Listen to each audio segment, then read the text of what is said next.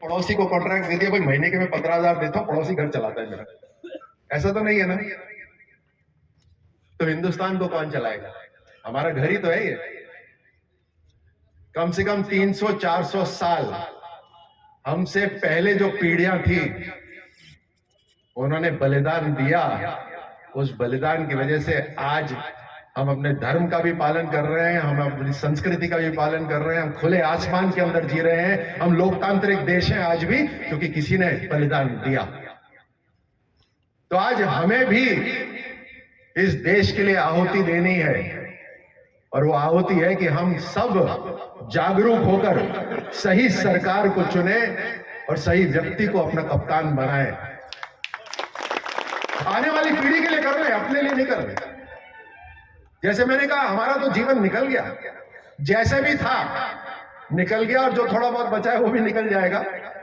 लेकिन क्या हम अपना एक जीवन, एक ही है, एक ही है, उस एक जीवन को किसी बड़े काम में लगा सकते हैं क्या?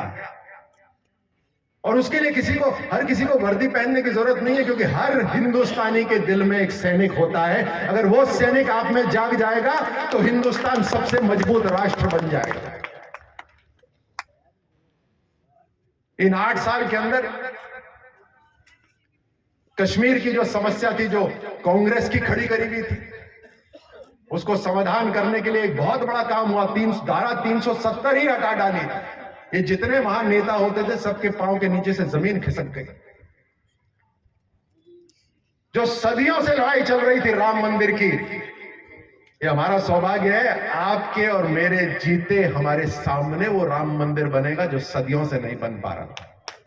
ये हमारे सौभाग्य की बात है। जब ऐसी महामारी आई पूरी दुनिया पे, जिसका कोई लेखा जोखा नहीं कि भाई ऐसा हो तो ऐसा करो, लेखा नहीं था, तैयारी कैसे होनी है कुछ नहीं थी। लेकिन ऐसी महामारी के अंदर भी जो अपने आप को विकसित राष्ट्र बोलते हैं, उनको दवाइयां हिंदुस्तान ने भिजवाई। और जो वैक्सीन जो हम देशों से लेते थे, अरसों बाद जो लेते थे, हमने खुद अपनी वैक्सीन बना डाली है, और एक नहीं 2-2 वैक्सीन बना डाली। ये हिंदुस्तान की आज ताकत है, हिंदुस्तान के साइंटिस्ट की ताकत है। एक तरफ सैनिक, एक तरफ साइंटिस्ट।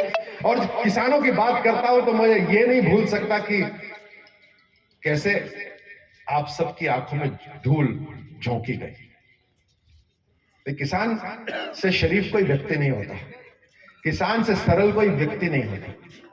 एक सैनिक कड़ी धूप में काम करता है, सर्दी में काम करता है, उसके बराबर की अगर कोई मेहनत करता है तो किसान करता है, जो पूरे देश का पेट पालता है।